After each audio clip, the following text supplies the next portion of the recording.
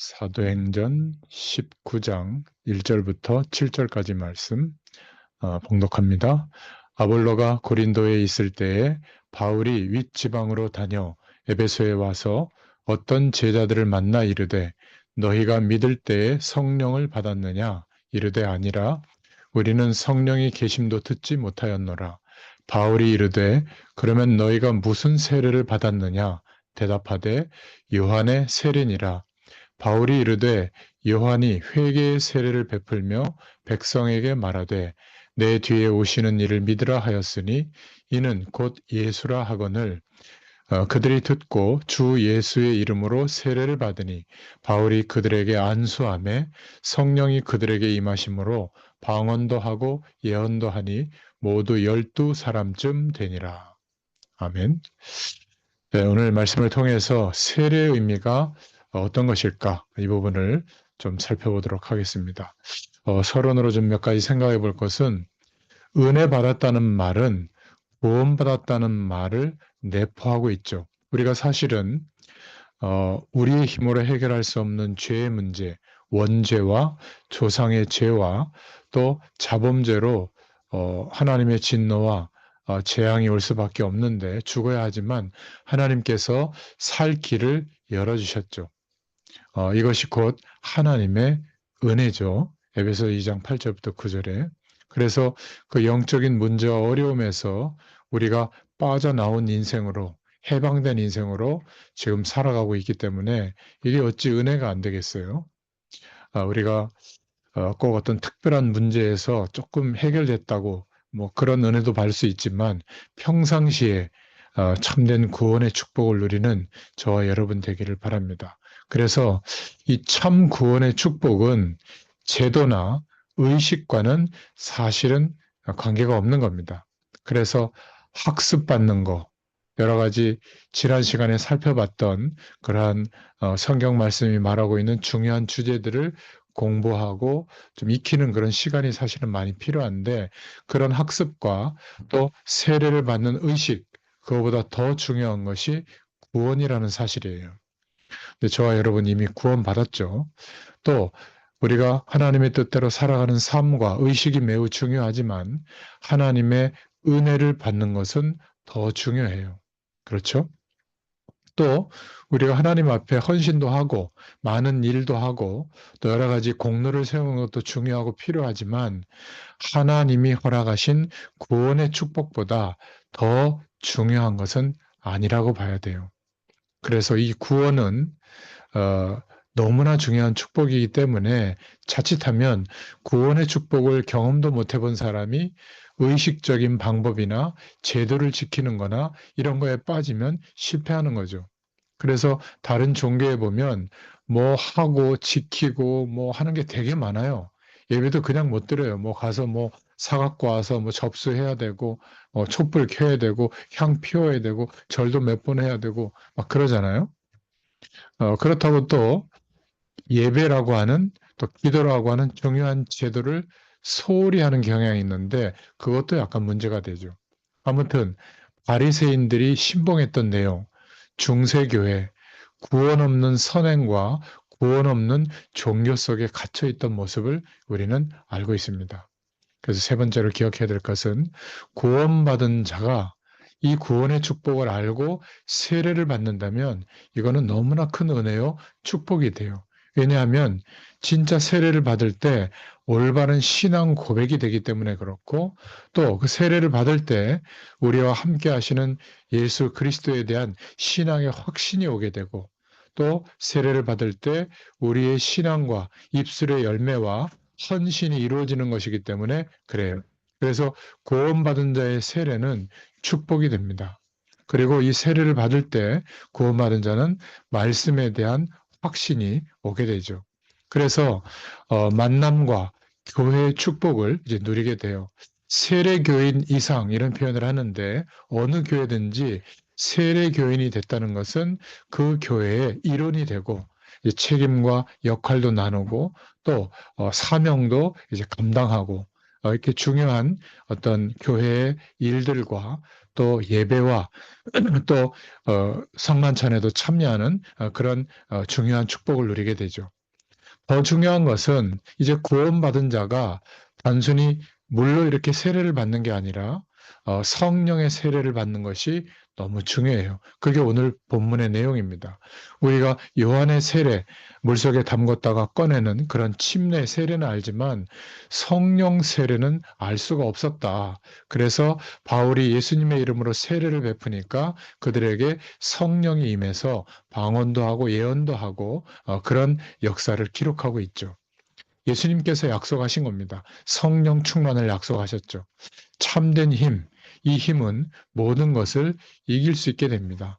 결국 하나님이 주시는 성령의 은혜를 지속적으로 받으면 땅끝까지 복음 증거할 수 있는 선교의 힘도 생기게 될 줄로 믿습니다. 사도행전 8장, 11장, 13장에 기도함으로 성령의 충만함을 얻고 선교 현장에서 인도받게 되는 내용이 나오죠.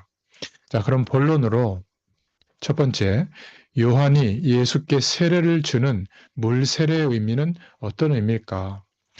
그 당시 제사장이었던 요한이 세례를 베푼 의미는 어떤 의미였냐면 우리가 사실은 세례받는 것은 내가 믿는 예수님에 대한 신앙 고백이죠. 마태복음 3장 15절에도 예수께서는 세례 요한에게 하나님의 의를 이루고자 세례를 받아요. 구약에서는 제사장이 양 머리에 손을 얹고 안수하고 죄 문제를 해결하는 의식을 치렀거든요. 이때 요한이 요한에게 예수님이 세례를 받았던 그 의미는 바로 이런 의미예요. 내가 받을 모든 저주를 대신 담당하시고 죽으시고 부활하시는 그 약속이 이루어지는 그런 세례였어요. 그래서 영원히 멸망받을 수밖에 없었다. 여기에 대한 죽음이 내게 임했다. 이제 거듭난 은혜가 임했다. 그래서 물에 침례, 잠겼다가 다시 살아나는 그런 물 세례를 받게 된 거죠. 그런데 오늘 본문은 성령의 세례를 받을 것을 말하고 있는 겁니다. 고린도전서 3장 16절에 우리가 이미 예수 믿는 순간 성령 하나님이 내주하고 계시죠. 이것을 어떻게 아냐면 악한 영을 사로잡혀 있는 사람들이 예수 믿는 성도를 보는 순간에 알아봅니다. 그리고 구원받은 자는 신앙생활이 바로 성령의 인도를 받는 거예요. 굉장히 중요하죠. 그리고 기도하면 성령 충만을 받게 됩니다. 자, 그래서 두 번째로 세례의 일반적인 의미가 있는데 이것은 접붙인다 이런 의미가 있어요. 안 좋은 나무를 좋은 나무에 접붙여서 좋은 나무가 되듯이 우리는 죽을 수밖에 없는 죄인인데 예수 그리스도께 접붙임 받음으로 이제 생명의 열매를 맺는 축복의 인생이 된 것이다. 그런 의미가 세례예요. 또 하나 의미는 도장을 찍었다는 의미예요. 도장을 찍었다는 것은 굉장한 보증이죠. 내 것이다. 나의 소유다. 들판에 막 그 양을 치고 목축을 하는 사람들이 다 어딘가에 각인이라고 하잖아요. 도장을 찍었거든요. 그래서 자기 소유를 표시합니다. 그러니까, 각인, 도장 찍었다. 이런 의미가 세례의 의미예요. 너는 이제 내 것이다. 나의 소유다. 이런 의미가 세례 받을 때 응답받는 내용이에요. 그래서 하나님께서 나와 함께 계시기 때문에 임마누엘의 축복을 누리는 것, 그러한 축복이 시작되어졌다. 그게 세례의 의미예요.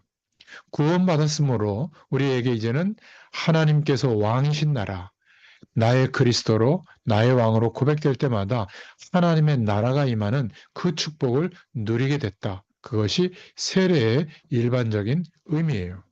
자, 그렇다면 세 번째로 세례와 기도 응답은 어떤 것이냐면 구원받은 우리에게 영적으로 큰 변화가 일어나는 것을 말해요. 초대교회는 원래 예수 믿으면 바로 세례를 주었죠. 예수 믿으면서 변화가 일어나기 때문에 실제로 예수를 제대로 믿으면 그리스도로 믿으면 변화가 일어나죠. 가장 큰 변화는 무의식과 잠시의식에까지 변화가 일어납니다. 사실 태영아 유치부 때 이때 들어간 말씀은 잠재의식과 무의식도 변화시키죠. 그래서 복음이 없는 사람이 어린 아이들을 가르친다는 것은 이런 면에서 좀 안타깝고 위험한 그런 상황이 되는 것이요. 자기의 기준을 전달하니까. 이 무의식이 변화되면 그때 생각이 변화되어지고 생각이 변화되면 삶의 변화도 결과적으로 따라오게 됩니다. 그래서 주님께서는 사도행전 1장 8절에 성령의 충만함을 받아라 이렇게 말씀하고 있어요. 여러분이 세례의식은 한 번이지만 성령의 충만함은 지속적으로 받을 수 있기를 바랍니다. 여러분이 하루에 잠깐만이라도 성령의 충만함을 주옵소서 이 기도를 꼭 하세요. 요한의 물 세례처럼 성령의 세례를 우리의 무의식과 생각과 마음속에 우리의 삶 속에 성령의 세례를 받기를 바랍니다. 후에 하나님의 능력을 체험하는 그러한 삶으로 바뀌게 될 거예요. 성령 충만이 임하면 권능을 받고 하나님이 나와 함께 하시는 증인이 될 줄로 믿습니다. 평일날 이게 잘 안 된다면 주일 예배만이라도 여러분들이 예배하는 순간에 이 축복을 구하고 기도해 보세요. 이런 은혜가 임하게 될 줄로 믿습니다. 자, 오늘 결론입니다. 첫 번째로 꼭 기억하셔야 될 것. 멸망받을 수밖에 없는 죄와 저주와 창세기 3장에 하나님을 떠난 이 인간의 근원적인 문제를 예수님께서 십자가에서 담당하시고 죽으시고 부활하셨다. 우리가 이 사실을 믿고 예수님을 그리스도로 믿고 고백한 하나님의 자녀로서 하나님 앞에 일평생의 은혜로 살겠습니다. 그런 의미로 받는 의식이 세례예요. 더 중요한 것은 세례 받고 난 뒤인데 성령의 세례를 계속 받을 수 있기를 바랍니다. 자, 그러려면 하나님의 말씀을 안 놓쳐야 돼요. 목사님을 통해서 설교가 되고 있는 말씀도 하나님의 말씀이지만 여러분이 그 말씀을 통해서 성령께서 내게 원하시고 말씀하시는 그 음성을 들을 수 있어야 돼요. 그래서 묵상해 보는 시간이 굉장히 중요해요. 그리고 행동으로 옮겨질 정도로 적어도 한두 가지 정도는 실천할 수 있는 적용하는 기도 제목을 꼭 가질 수 있기를 바랍니다. 그리고 하루에 10분씩이라도 성령의 충만함을 힘입는 그런 기도를 꼭 하기를 바라요. 인간을 가장 정상적으로 만들어주는 것, 지식 수준 중에서 가장 높은 지식 수준에 도달할 수 있는 것, 지혜 가운데 하나님의 지혜를 얻을 수 있는 길이 뭐냐면 능력 중에 가장 큰 능력이 바로 성령 충만인 줄로 믿습니다. 성령은 물질이 아니에요. 성령은 영으로 함께 하시기 때문에 느껴지거나 이상한 감각이 오거나 그런 것이 없을수록 더 좋아요. 그러나 뜨거워질 수도 있고 또 뭐 방언 기도가 할 수도 있지만 그것이 목적이 아니라 하나님이 나와 함께 하시는 축복을 누리는 것이 목적이에요. 그래서 내 마음에 믿음과 확신이 생기도록 역사해 주시죠. 와도 할 수 없지만 안 와도 괜찮은 거예요. 육신적인 감각은 그렇게 중요한 근거가 되지 않아요. 예수님을 그리스도로 믿고 세례받은 이제 저와 여러분이 성령의 세례, 성령 충만을 구하고 그 은혜를 계속 누리는 성령 세례를 받아가는 것이 더 중요하다. 이 사실을 기억하고 여러분이 이제 2주 후에 세례식에 참여해서 세례를 받을 때 이런 영적 의미를 생각하면서 세례를 받기를 바랍니다. 그때 성령께서 여러분에게 역사해 주실 줄로 믿습니다. 기도하겠습니다. 하나님, 감사합니다. 오늘도 세례받는 귀한 하나님의 백성들을 주의 말씀으로 양육해 주시고 우리가 세례받는 그것이 어떤 의미인지를 깨달을 수 있도록 말씀으로 역사해 주셔서 감사합니다. 2주일 동안 주님 부활하기 전에 고난받으신 그 의미를 생각하면서 말씀을 묵상하고 주님을 바라보는 중에 구원의 축복과 성령의 세례를 충만하게 받을 수 있도록 역사하여 주시옵소서. 감사드리며 예수님의 이름으로 간절히 축복하옵고 기도하옵나이다. 아멘. 감사합니다.